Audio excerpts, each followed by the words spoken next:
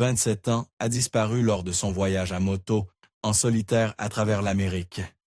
Les enquêteurs étaient de certains qu'elle s'était écrasée quelque part, dans les cols dangereux des montagnes du Colorado. Sa famille a passé des années à fouiller ses sommets et vallées, s'accrochant à un espoir qui s'estompait à chaque saison qui passait.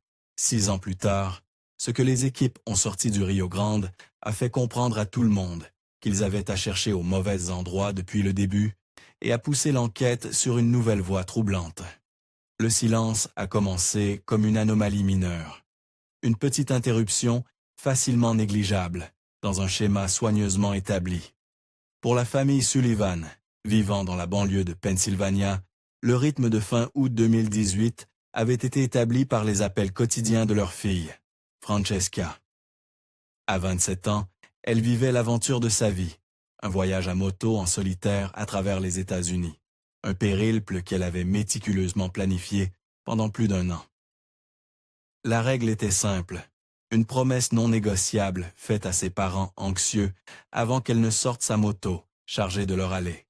Un appel ou un texto chaque soir, quoi qu'il arrive. Le premier jour, le 23 août, l'absence de son appel fut expliquée par la logique. Sa mère, Eleanor, rappela à son mari, Mark, que Francesca traversait le cœur des Rocheuses du Colorado. Le réseau cellulaire était notoirement instable dans ces vastes paysages accidentés. Elle avait probablement trouvé un camping au fond d'une vallée, loin de toute antenne, et appellerait dès le matin. Mark acquiesça, bien qu'une lueur d'inquiétude ait déjà commencé. Francesca était une planificatrice. Elle connaissait son itinéraire et aurait anticipé les zones mortes.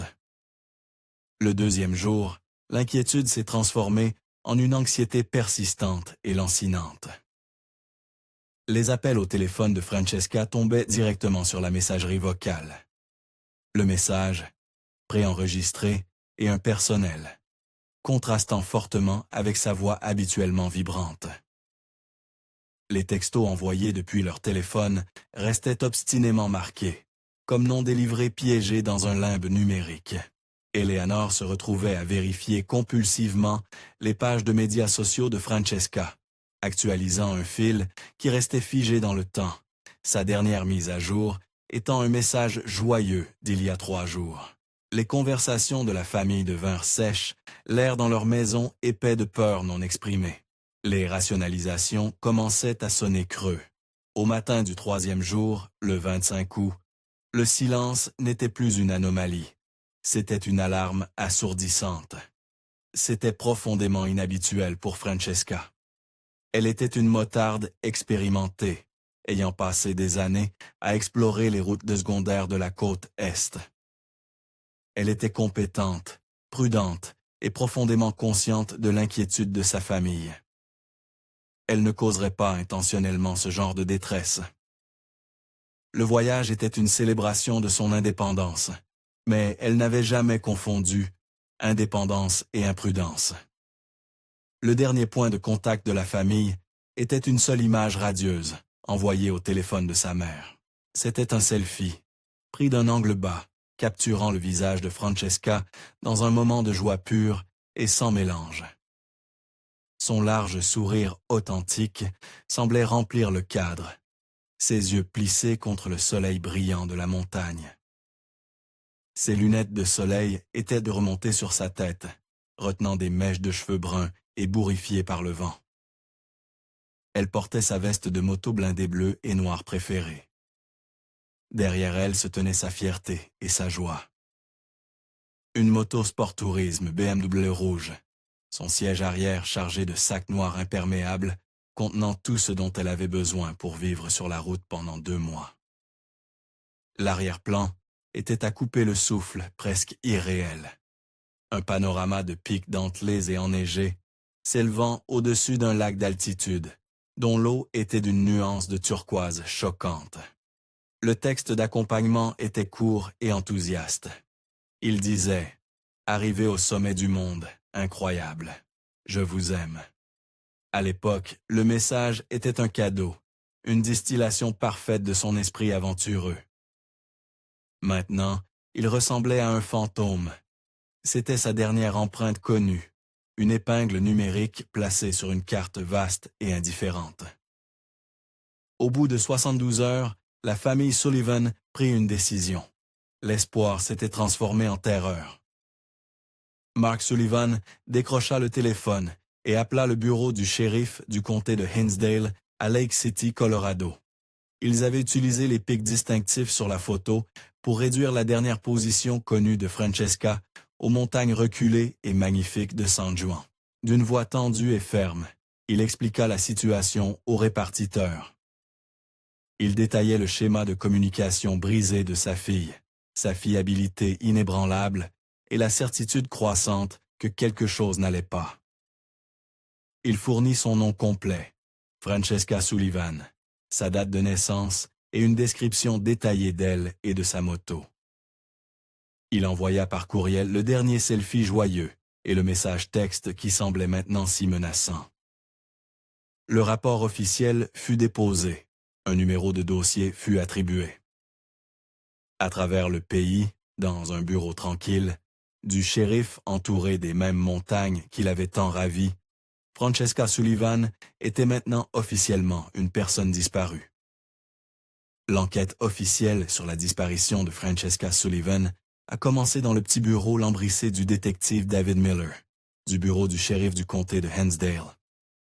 Miller était un homme à la fin de la cinquantaine, avec un visage buriné par des décennies de soleil d'altitude et un comportement calme qui cachait un esprit vif et méthodique.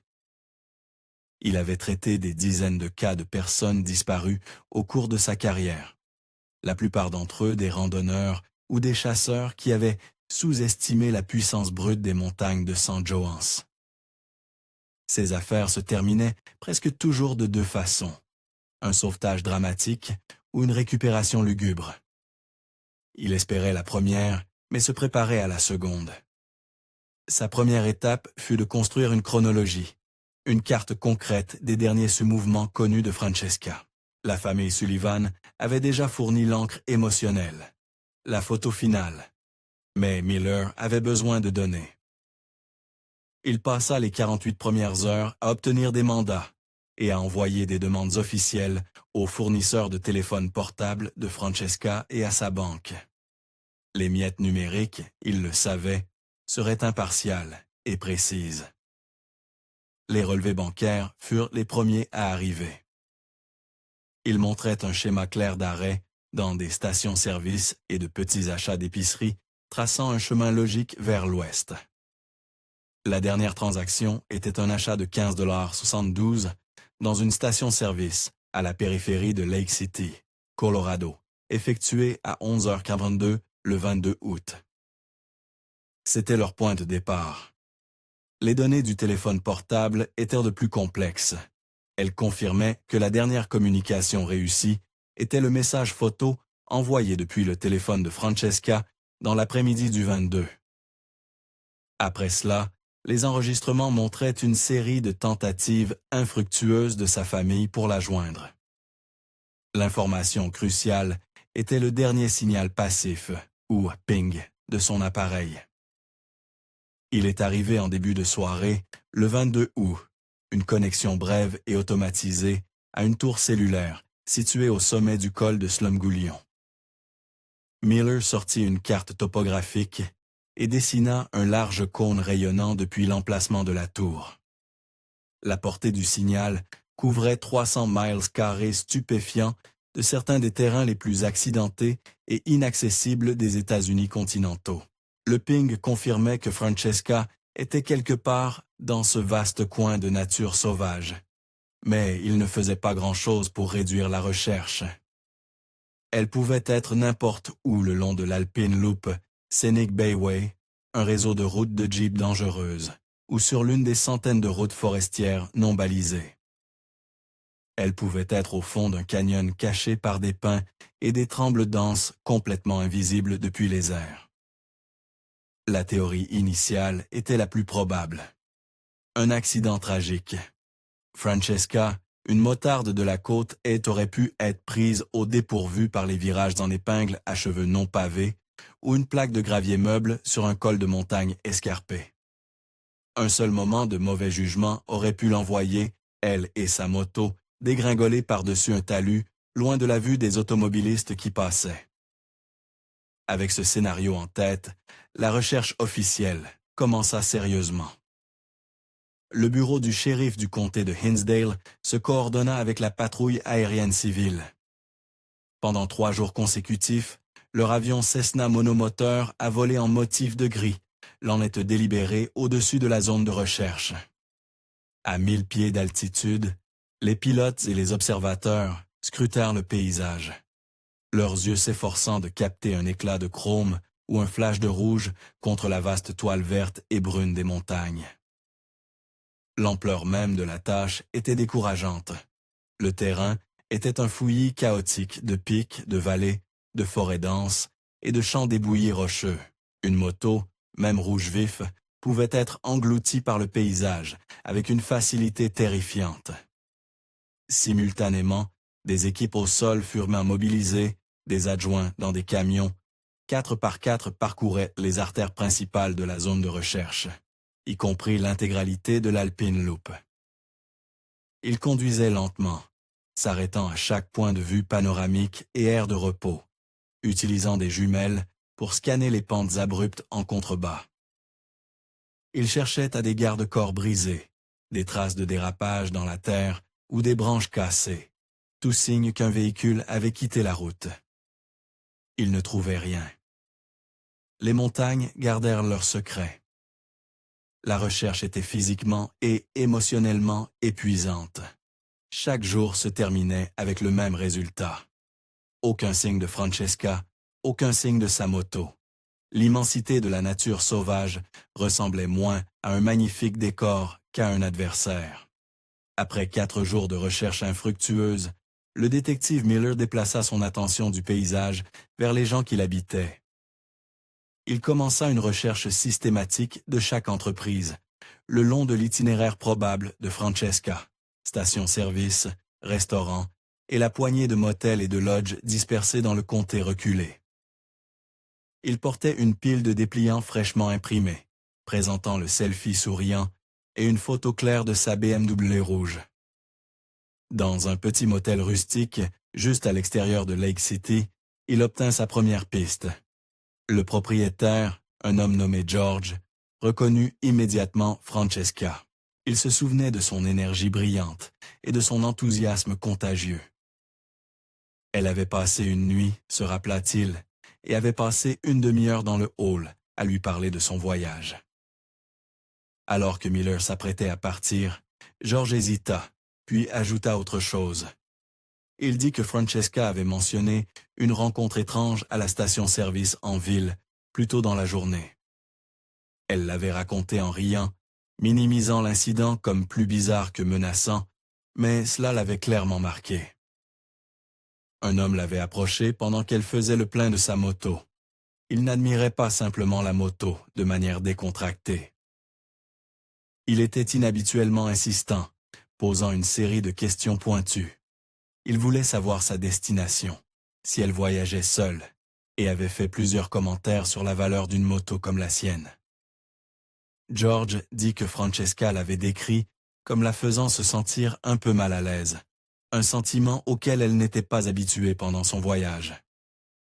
C'était la première piste tangible, le premier fil qui s'éloignait d'un simple accident et pointait vers un possible élément humain. Miller remercia George et se rendit immédiatement à la station-service. Le gérant de service était coopératif, et ensemble, ils ont examiné les images de vidéosurveillance de l'après-midi du 22 août. L'angle de la caméra était large, la qualité de l'image granuleuse, mais la scène était indéniable. Il y avait Francesca dans sa veste bleue, debout près de sa moto rouge. Un homme grand et maigre portant une casquette de baseball sale et des bottes de travail s'approcha d'elle. La vidéo n'avait pas d'audio, mais leur langage corporel racontait une histoire. Francesca était polie, mais visiblement réservée, gardant une légère distance. L'homme cependant était animé, faisant des gestes vers la moto, se penchant plus près que ce qui était confortable. Après quelques minutes, Il s'éloigna finalement, et Francesca termina rapidement de faire le plein, monta sur sa moto et partit. Miller montra une image fixe de la vidéo à un adjoint local, qui reconnut l'homme instantanément. C'était un travailleur itinérant, un homme qui dérivait à travers les villes de montagne, prenant des petits boulots dans la construction ou l'élevage pendant les mois d'été et disparaissant quand le froid s'installait. Il avait un nom et un casier judiciaire mineur pour vol à l'étalage d'il y a des années. Un bolo, une alerte Beyond the Lookout, fut immédiatement émis aux agences d'application de la loi à travers le Colorado et les États voisins, avec l'image de vidéosurveillance et la description de l'homme. Pendant une semaine, l'enquête eut un nouveau focus urgent. La théorie changea. Peut-être que l'homme avait suivi Francesca depuis la station-service, attendant une opportunité. La piste qui avait généré tant d'espoir se dissipa tout aussi rapidement. 2 semaines plus tard, un adjoint du shérif dans le Wyoming rural localisa l'homme travaillant dans un ranch de bétail isolé. Il fut amené pour interrogatoire. Il était coopératif et semblait véritablement choqué d'apprendre que la femme sympathique avec la belle moto avait disparu. Il a admis la conversation, expliquant qu'il était un grand fan de moto et n'avait jamais vu une BMW sporturée comme la sienne de près. Il dit qu'il était juste en train de craquer pour la moto. Plus important encore, il avait un alibi solide et vérifiable pour toute la semaine de la disparition de Francesca. Son nouvel employeur confirma qu'il avait commencé à travailler le lendemain du jour, où il avait été vu sur les images de vidéosurveillance et ses cartes de pointage signées par son contremaître montraient qu'il avait travaillé des journées de 10 heures sans une seule absence.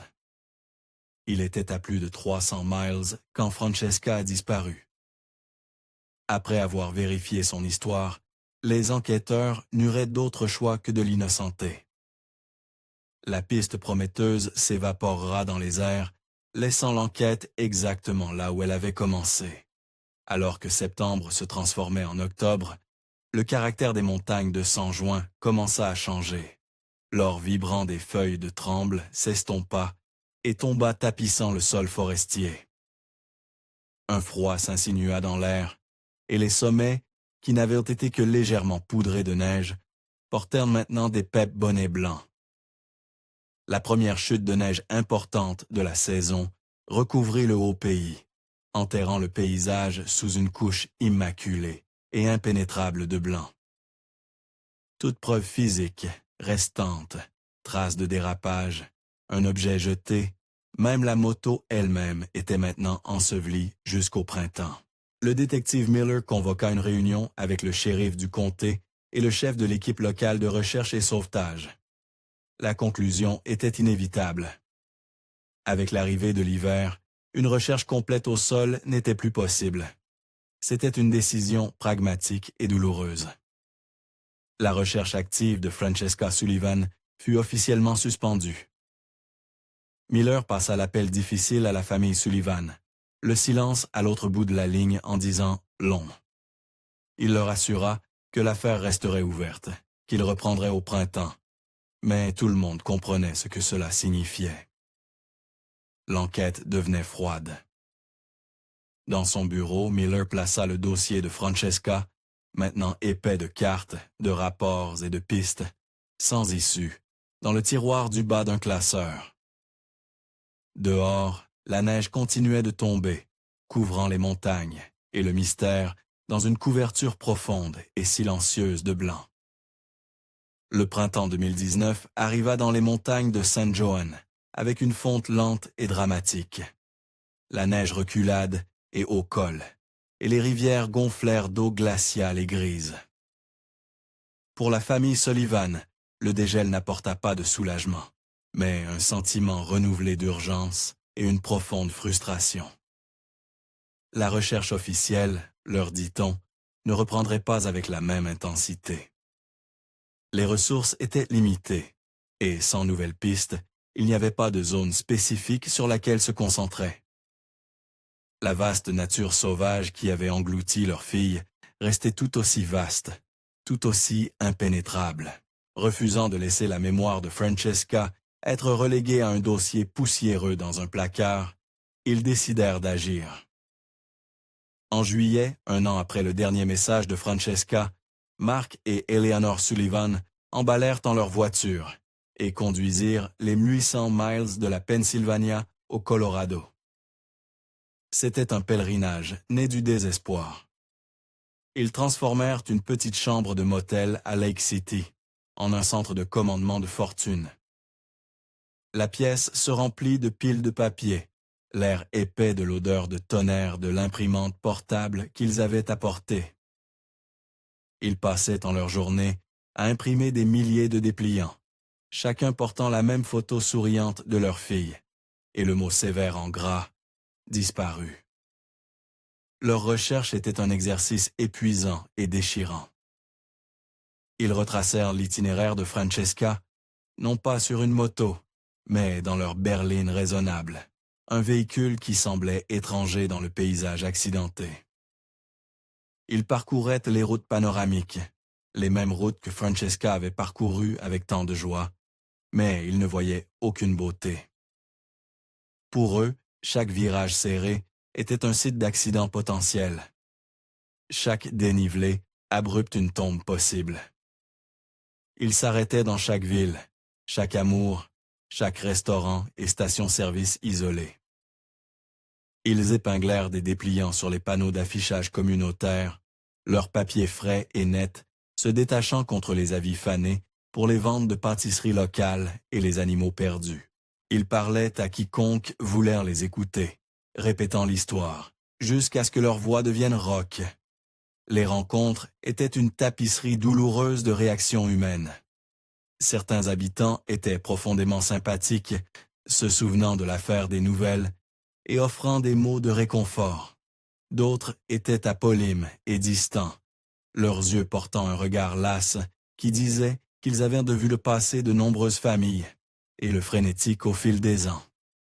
Quelques-uns étaient nos dédaigneux, presque agacés par l'intrusion. Pour les Sullivan, chaque interaction était une nouvelle blessure. Un rappel que tandis que leur monde s'était arrêté, le reste du monde avait continué. Alors que la recherche physique ne donnait rien d'autre que de l'épuisement et du chagrin, un autre type de recherche prenait de l'ampleur dans le monde numérique. L'histoire de Francesca, avec ses éléments convaincants, une jeune femme vibrante, une aventure en solitaire, une photographie finale époustouflante, avait capturé l'imagination des communautés en ligne. Sur les forums d'aventure des Amoto et les sites web de crimes réels, des fils dédiés devinrent des archives tentaculaires de spéculations et d'enquêtes amateurs. Des centaines d'utilisateurs anonymes, armés de rien de plus qu'une connexion Internet et un désir de résoudre un puzzle, disséchaient chaque détail connu de l'affaire. Ces détectives en ligne soumettèrent la dernière photo de Francesca à un niveau d'examen que l'enquête officielle ne pouvait jamais se permettre. Ils utilisaient ces données astronomiques pour calculer l'heure précise du jour en fonction de la longueur et de la direction des ombres. Ils croisaient les profils de montagnes avec des cartes d'études géologiques, déclenchant des débats féroces sur l'emplacement exact du lac turquoise. Les théories florissaient, se ramifiant dans une douzaine de directions différentes. Certaines étaient de plausibles. Peut-être que Francesca avait pris une route moins connue et non pas vécu non envisagée par les forces de l'ordre. D'autres s'aventuraient dans la pure spéculation. Elle avait rencontré un malfaiteur dans un camping isolé.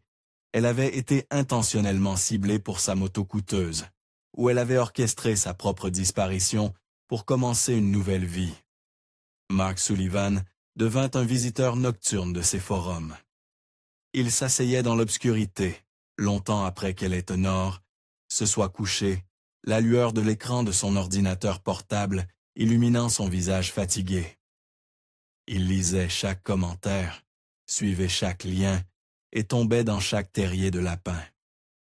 Les forums étaient une arme à double tranchant.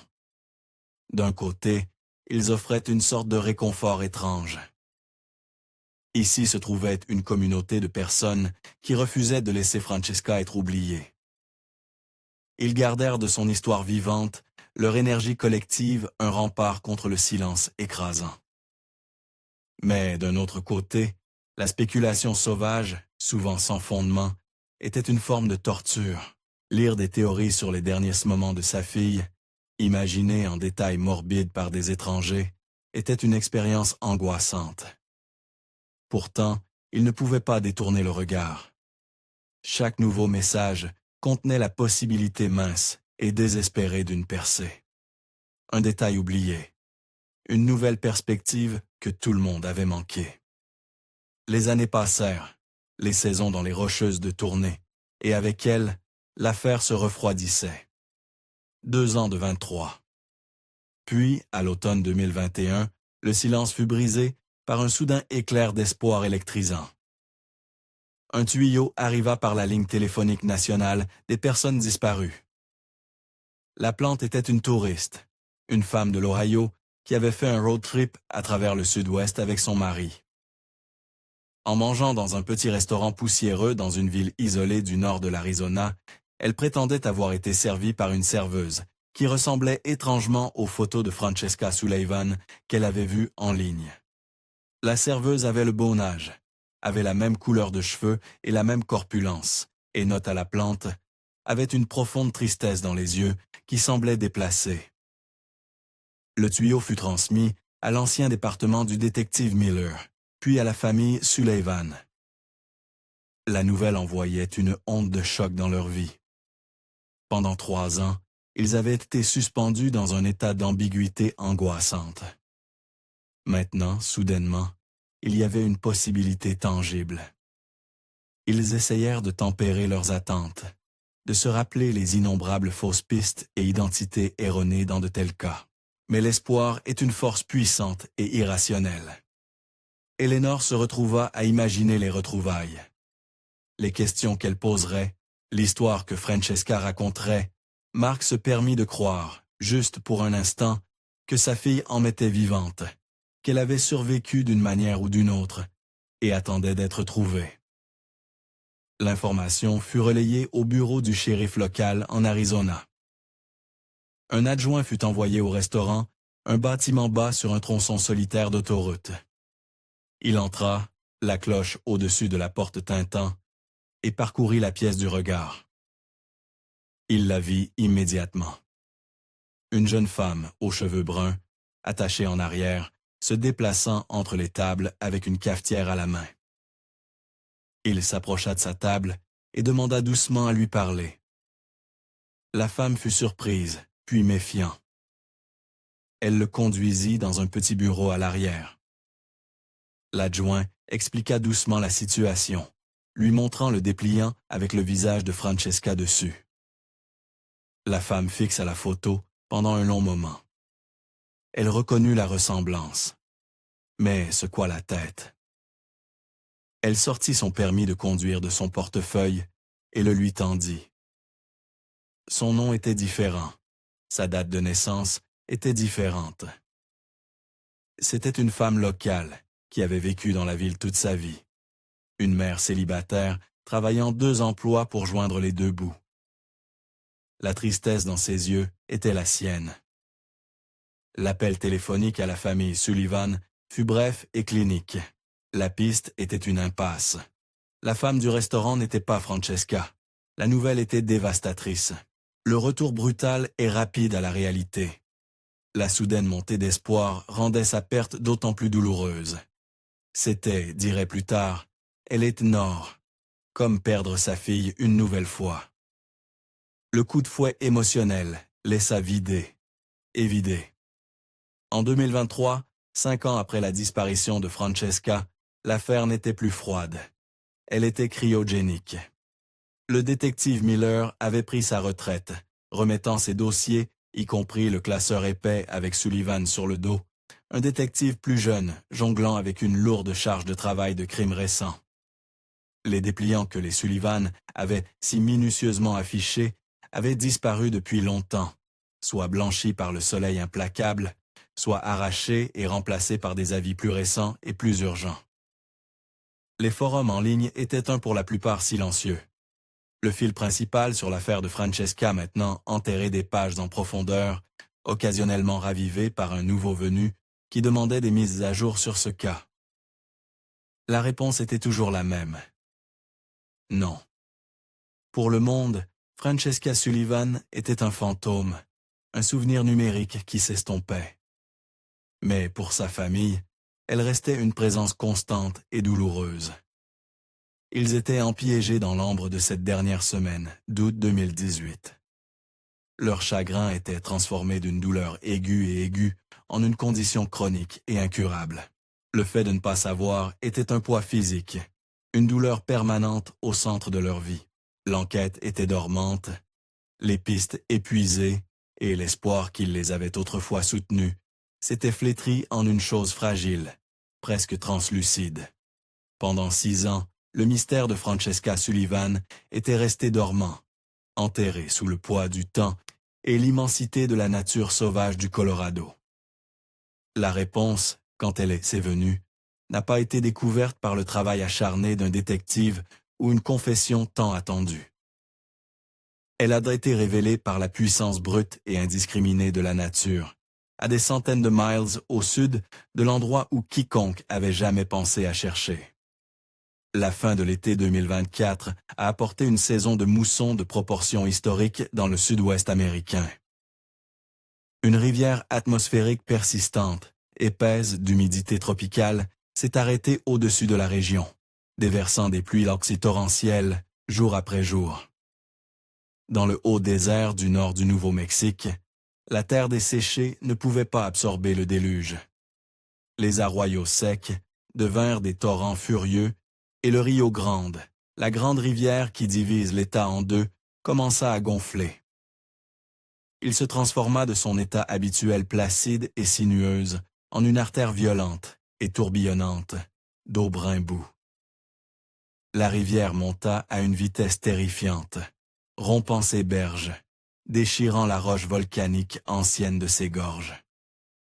Le son était un rugissement constant et grave, le broyage des rochers, et le sifflement de l'eau chargée de limon se déplaçant à une vitesse immense. C'était un événement de récurage, une inondation unique, en une génération qui a remodelé le lit de la rivière, arrachant des embâcles qui étaient en place depuis des décennies, et déposant des tonnes de nouveaux débris le long de son cours modifié. Quelques jours après que les eaux de crue eurent culminé et commençaient leur lente retraite, un kayakiste local, nommé Ben Carter, décida d'examiner la rivière changée. Carter, un guide de rivière dans la quarantaine, connaissait intimement les gorges du Rio Grande. Il était attiré par un mélange de curiosité professionnelle et un désir d'être témoin des conséquences de l'inondation historique. La rivière coulait encore haut et vite, l'eau de la couleur du café au lait, jonchée d'arbres déracinés et d'obstacles inconnus. Il naviguait dans les courants dangereux avec une habileté pratiquée. Sa petite embarcation éclipsée par les immenses murs abrupts des gorges. Environ 1 heure après le début de son voyage, dans une section reculée du canyon connu sous le nom de Taos Box, il repéra quelque chose qui n'appartenait pas. Contre la rive ouest, pris dans un enchevêtrement nouvellement formé de bois flottés et de débris, il y avait un éclair de couleur non naturelle. C'était une tache de rouge, fané et boueux, coincé entre un grand tronc de peuplier et le rivage rocheux. Cette partie du canyon était une nature sauvage pure, complètement inaccessible par toute route ou sentier. De son point de vue, au milieu de la rivière, c'était juste une forme étrange, un morceau de déchet moderne étrangement déplacé dans le paysage primitif. Intrigué, Carter orienta son kayak vers la berge, luttant contre le courant puissant qui tentait de l'entraîner en aval. En s'approchant, la forme se précisa. Ce n'était pas un morceau de plastique ou un baril jeté. Avec un choc soudain, il reconnut la courbe distincte du guidon d'une moto et le haut d'un carénage avant des passants de la boue et du limon. Le reste de la machine était enterré, maintenu fermement par le poids immense des débris gorgés d'eau. Il pouvait voir que la peinture rouge était rayée, éternie, mais l'objet était indéniablement une moto. Un effroi se forme dans son estomac. Personne n'aurait pu s'écraser accidentellement ici.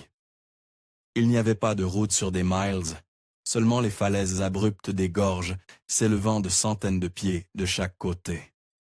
Une moto à cet endroit précis ne signifiait qu'une chose. Elle avait été mise là, délibérément. Réalisant la gravité de sa découverte, Carter savait qu'il devait la signaler. Il recula son kayak de l'embâcle, marqua l'emplacement dans son esprit, en triangulant des formations rocheuses distinctives sur le bord du canyon, et commença à pagailler fort. Il dut parcourir encore 2 miles en aval, naviguant dans l'eau encore turbulente, avant d'atteindre un point où les gorges s'élargissaient légèrement et où un faible signal cellulaire pouvait pénétrer les parois du canyon. Il échoua son kayak sur une langue de sable, ses mains tremblant légèrement en sortant son téléphone. Il composa le 911. Il expliqua au répartiteur sa voix ferme, malgré son adrénaline, qu'il avait trouvé une moto dans la rivière, dans la Taos Box, et donna l'emplacement le plus précis qu'il put. Il souligna qu'elle se trouvait dans un endroit qui ne pouvait pas être atteint à pied. L'appel fut acheminé à la police d'État du Nouveau-Mexique. Compte tenu de l'emplacement, les premiers agents intervenants durent de se rendre au point de vue le plus proche, le début du sentier Manby Hot Springs, et utiliser des jumelles puissantes pour essayer de repérer l'emplacement que Carter avait décrit. Il pouvait à peine distinguer l'objet rouge dans le champ de débris en contrebas. Il confirmait rapidement son évaluation. Une récupération au sol était impossible. Le terrain était trop escarpé, trop dangereux. Et la rivière était encore trop dangereuse pour tenter une traversée. La décision fut prise d'activer l'unité d'aviation de la NMSP. Le lendemain matin, le bruit sourd et profond des pales du rotor résonna à travers les gorges du Rio Grande. Un hélicoptère, Bell 407 noir, avec Estate Police, inscrit en or sur son flanc, apparut dessus du bord du canyon. Il descendit prudemment, ses pilotes naviguant expertement dans les vents délicats qui tourbillonnaient entre les parois des gorges. À bord se trouvait un officier de vol tactique et un plongeur de la police de l'équipe de plongée NMSP. L'hélicoptère établit un vol stationnaire stable à 50 pieds, au-dessus de la rivière tourbillonnante, le souffle de son rotor fouettant la surface de l'eau en une frénésie. Le plongeur, vêtu d'une combinaison étanche, fut descendu sur un câble d'acier. Il plongea dans l'eau froide et trouble et se fraya un chemin à travers le courant jusqu'à l'embâcle. Pendant plusieurs minutes, il travaillait sous la surface, ses mouvements communiqués à l'officier de vol au-dessus par radio. Il dut creuser à travers le limon tassé et manœuvrer de lourdes branches, gorgées d'eau pour libérer suffisamment la moto pour attacher les sangles de levage. Il sécurisa les câbles autour du cadre robuste de la moto, s'assurant que la charge serait équilibrée. Il donna le signal. Lentement, avec une puissance immense, l'hélicoptère commença à monter. Les câbles se tendirent. Pendant un moment, la moto résista, retenue par la succion de la boue profonde. Puis, avec un grand soulèvement aspirant, elle se libéra. La machine émergea de la rivière, une chose monstrueuse et dégoulinante. De la boue et de la vase brune de la rivière coulaient de chaque crevasse. C'était la moto rouge de la photo de Francesca, mais transformée par son séjour dans l'eau. Elle pendait dans les airs, un artefact blessé, suspendu entre le ciel et la rivière, tandis que l'hélicoptère l'éloignait soigneusement des parois des gorges. En arrière-plan, enjambant l'immense canyon au loin, se trouvait l'élégant arc d'acier du pont des gorges du Rio Grande. L'hélicoptère transporta son étrange cargaison un mail en aval et le déposa doucement sur un banc de sable plat et accessible, où une équipe d'officiers et une unité de scène de crime attendaient. Au moment où la moto fut au sol, les officiers s'approchèrent. Elle était recouverte d'une épaisse couche de boue et d'algues. Un officier utilisait une bouteille d'eau et un chiffon pour nettoyer soigneusement la colonne de direction à la recherche de la seule information qui comptait le plus. Après une minute d'essuyage de la crasse, il la trouva. Une petite plaque métallique étampillée d'une série de lettres et de chiffres. Il eut le numéro d'identification du véhicule à haute voix à un autre officier, qui le relaya par radio au répartiteur de la police d'État. Ils attendirent, les seuls sont étant le gargouillement de la rivière et le crépitement de la radio de police. Quelques minutes s'écoulèrent, puis la voix du répartiteur revint. Claire est teintée de surprise. Le NIV était une correspondance positive. La moto BMW G310R de 2016 était enregistrée au nom d'une certaine Francesca Sullivan. Le répartiteur continua son ton maintenant plus urgent. Le véhicule était signalé, lié à une affaire de personnes disparues très médiatisée. Une affaire qui s'était refroidie il y a 6 ans, déposée par le bureau du shérif du comté de Hinsdale au Colorado. Une vague de silence stupéfait passa parmi les officiers sur la berge. Ils regardèrent de la moto recouverte de boue vers le pont lointain. Ce n'était pas une affaire locale, ce n'était pas une moto récemment jetée. C'était un fantôme d'il y a 6 ans, un mystère qui venait de remonter à la surface dans les eaux boueuses du Rio Grande. La découverte de la moto envoie à une secousse à travers 3 vies distinctes et fondre en 6 années de temps en un seul moment choquant. Au Nouveau-Mexique, l'affaire fut assignée au détective Mateo Reyes, du Bureau des enquêtes criminelles de la police d'État. Reyes était un enquêteur vif et patient, un homme qui avait bâti sa carrière en résolvant le genre d'affaires complexes et stratifiées que d'autres trouvaient décourageantes. Il comprenait que les affaires non résolues ne concernaient pas seulement de vieux dossiers. Elles concernaient un chagrin dormant, et ses premières actions étaient guidées par cette compréhension. Son nouveau dossier commença par une seule photographie. La BMW rouge, recouverte de boue dégoulinant sur la berge. Son premier appel fut une courtoisie professionnelle, un pont à travers le temps et les frontières de l'État vers l'homme qui avait tout commencé. Il retrouva le numéro de David Miller et joignit le détective retraité chez lui, dans une banlieue tranquille du Colorado. Miller écouta dans un silence stupéfait, alors que Reyes détaillait la découverte dans les gorges du Rio Grande. Pendant 6 ans, Miller avait été hanté par l'affaire Sullivan, par le sentiment qu'il avait raté quelque chose, que l'immensité des montagnes l'avait battu. La nouvelle que la moto avait été trouvée si loin était non seulement un choc, c'était une profonde justification de son instinct lancinant que ce n'était jamais un simple accident. Il offrit à Reyes sa coopération complète, promettant d'envoyer du jour au lendemain ses notes de cas originaux et non officielles, celles remplies de ses propres théories et de gribouillis sans issue. Le deuxième appel de Reyes fut infiniment plus difficile. Il composa le numéro de la famille Sullivan.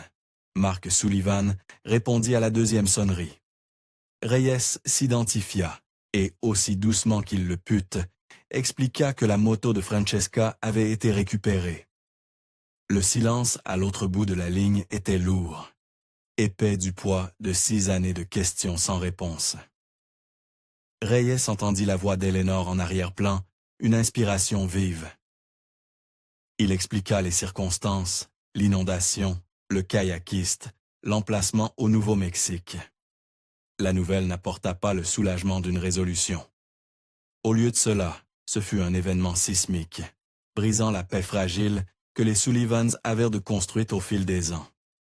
L'espoir ambigu auquel ils s'étaient accrochés, la faible possibilité irrationnelle que Francesca ait simplement décidé de partir pour commencer une nouvelle vie, fut instantanément anéantie. Il fut remplacé par une nouvelle réalité terrifiante, une nouvelle vague de chagrin, mélangée à une peur terrible et naissante. La découverte de la moto signifiait que l'histoire n'était pas terminée. Elle entrait dans un nouveau chapitre plus sombre. Pendant que les ondes de choc émotionnel se propageaient vers l'extérieur, les preuves physiques commençaient leur propre voyage. La BMW rouge fut soigneusement chargée sur un camion à plateau et transportée sous escorte policière au laboratoire de criminalistique de la police d'État du Nouveau-Mexique à Santa Fe. Ici, dans une baie stérile et brillamment éclairée, loin de la sauvagerie de la rivière, la moto serait forcée de livrer ses secrets. Le premier spécialiste à examiner la moto était un métallurgiste médico-légal, un expert dans le langage de la décomposition. Son travail était de déterminer depuis combien de temps la moto était immergée. Il passa des heures à examiner méticuleusement la machine, utilisant des loupes et prenant des échantillons microscopiques. Son rapport, remis au détective Reyes 2 jours plus tard, contenait la première bombe. La moto, conclut-il avec une quasi-certitude, n'avait pas été dans le Rio Grande pendant 6 ans. Les motifs de rouille étaient trop superficiels. Un véhicule immergé aussi longtemps dans une rivière active montrerait une corrosion profonde et omniprésente, en particulier sur les composants en acier non traités comme les disques de frein et la chaîne. Cette moto montrait une rouille de surface importante, mais pas la décomposition structurelle profonde à laquelle il s'attendrait. De plus, la vie aquatique, les algues et les colonies microbiennes, trouvées dans les crevasses de la moto, étaient à la cohérente avec une seule saison de croissance, pas plusieurs cycles de gels hivernaux et de floraison estivale. Son évaluation finale était stupéfiante. La moto avait été dans l'eau pendant 1 an au maximum, et probablement aussi peu que 6 à 8 mois. Cette découverte modifiait fondamentalement la chronologie. Si la moto n'avait été dans la rivière que pendant 1 an au maximum, où avait-elle été pendant les 5 années précédentes? La question flottait dans l'air de la salle d'incident, alors que Reyes et sa petite équipe absorbèrent l'information. La deuxième bombe suivit rapidement d'un autre laboratoire.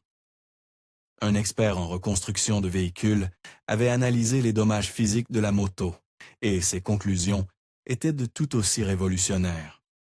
Il signala une absence presque totale du type de dommages associés à un accident de moto typique.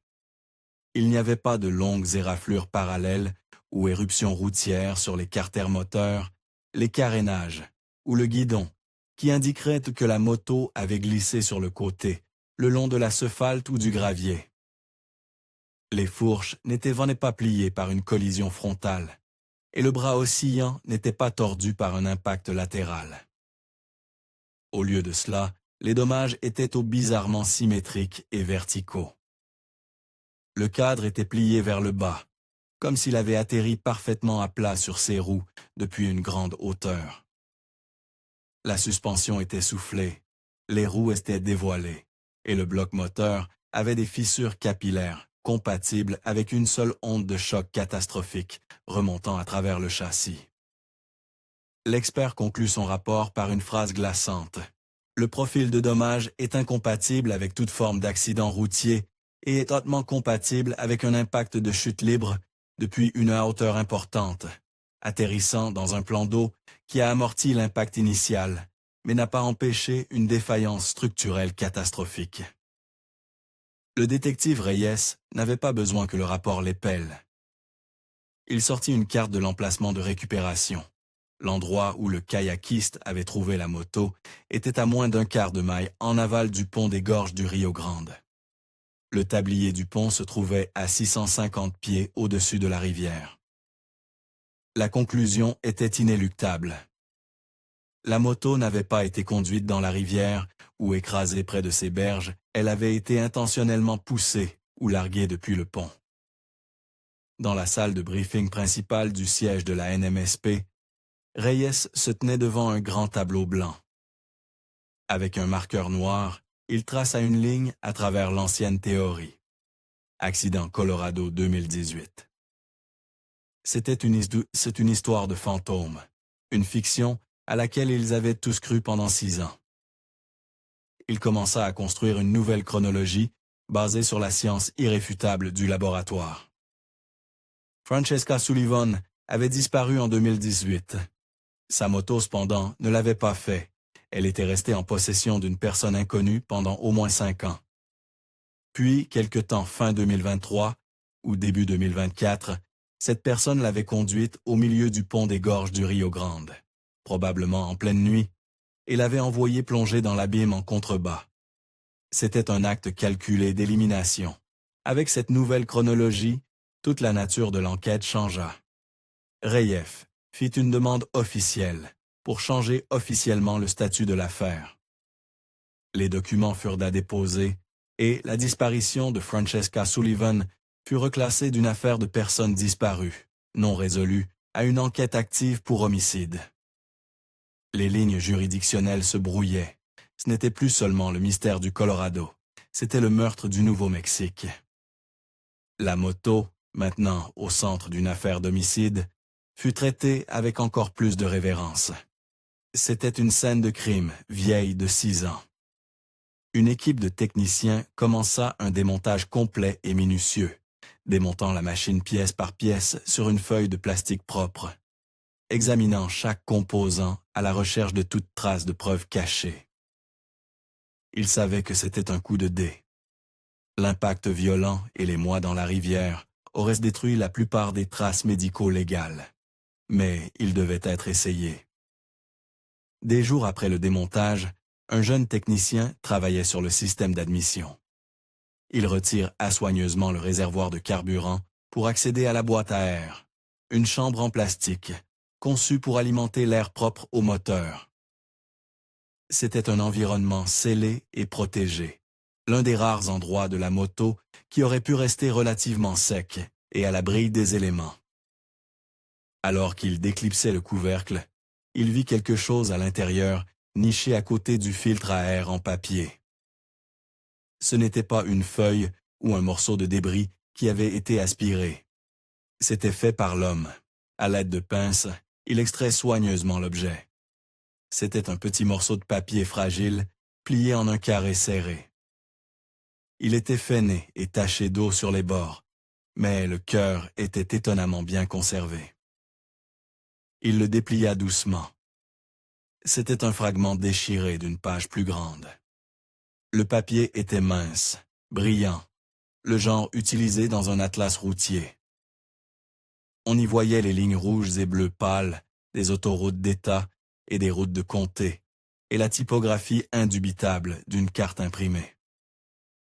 Il montrait une petite section peu peuplée d'un comté rural du nord du Nouveau-Mexique, non loin de la frontière du Colorado, et à seulement 2 heures de route des gorges du Rio Grande.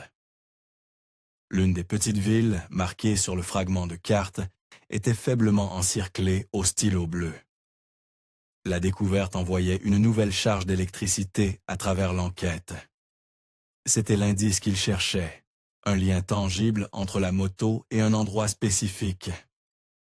C'était un message du passé, préservé par hasard dans les confins sombres et secs de la boîte à air. Pourquoi serait-il là? Peut-être était-ce celui de Francesca, un morceau de la carte qu'elle utilisait pour naviguer, ou plus effrayant, peut-être appartenait-il à son tueur, un rappel d'un emplacement rangé et oublié pendant des années. La théorie finale et horrifiante commença à se cristalliser sur le tableau blanc de Reyes. Francesca n'avait pas disparu dans les hauts cols des San-Juan. Son message joyeux du « de sommet du monde » n'était pas son dernier arrêt. Elle avait continué vers le sud, traversant la frontière de l'État au Nouveau-Mexique, suivant l'itinéraire sur sa carte. Et quelque part, dans ce comté reculé et battu par le soleil, elle avait été interceptée. Elle avait été assassinée. Son tueur pour des raisons qu'il ne pouvait pas encore comprendre, peut-être gardant la moto comme trophée, ou simplement incapable de s'en débarrasser, sans attirer l'attention, avait caché la moto pendant 5 longues années. C'était une responsabilité constante et secrète. Finalement, Décidant de couper le dernier lien avec son crime, il l'avait jetée du pont, croyant qu'elle serait perdue à jamais dans les profondeurs du Rio Grande. La découverte du fragment de carte n'était pas une clé, mais une boussole. Elle dirigea tout le poids de l'enquête ouverte vers un comté spécifique et peu peuplé dans le haut désert du nord du Nouveau-Mexique. La ville encerclée sur le morceau de papier fragile devint l'épicentre d'une nouvelle recherche intensive. Le détective Reyes coordonna un groupe de travail multi-agences, faisant appel à des adjoints du shérif et à des bénévoles chevronnés de recherche et sauvetage de toute la région. Pendant des semaines, ils ont parcouru le paysage impitoyable. C'était un monde d'armoises, de pignons et de médecins en ruine. Un contraste frappant avec les forêts alpines où la recherche de Francesca avait commencé 6 ans auparavant. Les équipes marchaient, selon des modèles de gris, lents et délibérés. Leurs yeux parcourant le sol aride, à la recherche de tout signe déplacé, un morceau de tissu fané, un éclat de métal ou la perturbation subtile du sol qui pourrait indiquer une tombe peu profonde. Ils explorèrent des maisons de ranch abandonnées, descendirent dans des arroyos secs et jetèrent un coup d'œil dans les ombres des canyons en boîte. Ils interrogèrent la poignée de résidents de longue date dans la petite ville encerclée sur la carte, leur montrant la photo souriante de Francesca. Mais les visages qu'ils rencontraient étaient-ils vides? 6 ans, c'était une éternité ici. Un voyageur solitaire sur une moto était une image fugace, effacée depuis longtemps par des milliers de jours sans incident. La recherche menée avec diligence et espoir ne donna rien. La terre, vaste et silencieuse, n'offrit aucun indice. La recherche officielle fut finalement et à contre-cœur abandonnée. Juste au moment où l'affaire semblait destinée à stagner une fois de plus, le Rio Grande, la rivière qui avait déjà livré un secret, en offrit un autre. Des semaines après le départ des équipes de recherche officielles, une professeure de géologie de l'Université du Nouveau-Mexique menait des recherches le long des gorges. Son travail portait sur les effets de la récente inondation, étudiant les couches de sédiments nouvellement exposées le long des berges. Dans une zone à plusieurs miles en aval de l'endroit où la moto fut trouvée, elle remarquait un objet dépassant d'une berge fraîchement coupée. Il était trop blanc, sa forme trop uniforme, pourrait être un rocher. À l'aide de son marteau de géologue, elle gratta doucement la terre environnante et, avec un sursaut, reconnut la forme indubitable d'un os humain. Le détective Reyes retourna aux gorges avec une équipe du bureau de l'enquêteur médical. Ils commencèrent une fouille archéologique minutieuse, déterrant des restes humains partiels et dispersés du sol compacté. Dans l'environnement stérile du laboratoire OMI, une anthropologue médico-légale commença l'analyse minutieuse. Les premières conclusions étaient de cohérentes avec Francesca. Les restes appartenaient à une femme, probablement à la fin de la vingtaine, avec une stature estimée entre 5 pieds de 6 pouces et 5 pieds 8 pouces. Alors que l'anthropologue examinait méticuleusement chaque os récupéré, elle nota une caractéristique significative sur la clavicule droite. Il y avait une crête distincte et surélevée de cale osseux, le signe indubitable d'une fracture antémortem complètement guérie. Cette caractéristique unique et individualisante devint le principal objectif de l'enquête pour l'identification. Les enquêteurs revisitèrent le dossier original de personnes disparues d'il y a 6 ans qui contenait les antécédents médicaux détaillés de Francesca. En croisant les conclusions de l'anthropologue avec ces dossiers, ils trouvent une correspondance parfaite. Une notation d'une fracture sévère de la clavicule droite suite à un accident de vélo quand Francesca avait 16 ans. L'emplacement spécifique et la nature de la fracture guérie sur l'os récupéré correspondaient exactement à ces dossiers médicaux. C'était la dernière pièce tragique de corroboration dont ils avaient besoin. Le rapport officiel conclut avec une identification présomptive avec un degré extrêmement élevé de certitude médicale. Alors que les os racontaient l'histoire de qui elle était, ils restaient muets silencieux sur comment elle était morte. La nature partielle des restes ne révélait aucune cause de décès claire. Pas de trou de balle, pas de marque de coupure, aucun signe de la violence qui s'était sûrement produite. La manière de mourir fut officiellement déclarée homicide. Mais les moyens étaient indéterminés. La nouvelle apporta une confirmation finale terrible à la famille Sullivan. Le tourment de ne pas savoir où se trouvait de leur fille avait pris fin, remplacé par la certitude brutale de son meurtre. C'était une forme douloureuse et angoissante de clôture. L'affaire de Francesca Sullivan est maintenant officiellement classée comme un homicide non résolu. L'identité de son tueur et l'histoire de ses derniers jours restent perdues dans le passé. Un secret détenu par le vaste paysage du Nouveau-Mexique. L'enquête reste ouverte. Un dossier froid en attente d'une confession ou d'un nouvel indice qui pourrait ne jamais faire surface, ne laissant derrière lui que l'écho permanent et non résolu d'une vie écourtée.